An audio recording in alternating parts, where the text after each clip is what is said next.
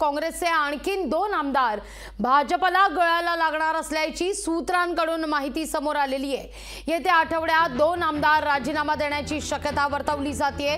विश्वसनीय सूत्रांकडून लोकशाही मराठीला ही माहिती मिळते। देगलूर विधानसभेचे आमदार जितेश अंतापूरकर राजीनामा देण्याची शक्यता वर्तवली जाते, तर नांदेड दक्षिण विधानसभेचे आमदार मोहनराव हंबर्डे काँग्रेसचा हात सोडण्याची शक्यता देखील वर्तवली जाते।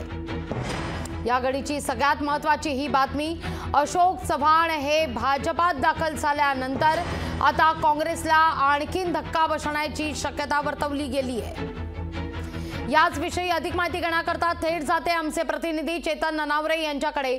चेतन, अशोक चव्हाण भाजपात गेल्यानंतर आता आणखीन काँग्रेसला धक्का बसण्याची शक्यता वर्तवली जाते। काँग्रेसकडून असं वारंवार म्हटलं जात आहे अशोक चव्हाण यांच्यानंतर आता कोणीही भाजपात जाणार नाही, पण आणखीन 2 नावं समोर येत आहेत। एक जितेश अंतापूरकर आणि दुसरे नांदेड दक्षिण विधानसभेचे आमदार मोहनराव हंबर्डे, जे नाव कालपासून चर्चेत आहे।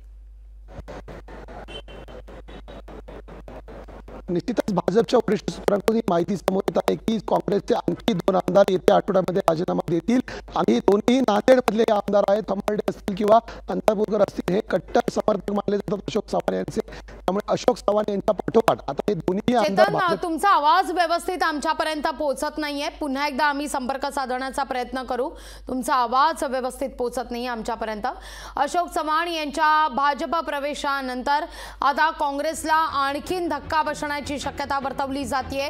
2 काँग्रेसचे आमदार भाजपच्या वाटेवर असल्याची विश्वसनीय सूत्रांकडून माहिती मिळते।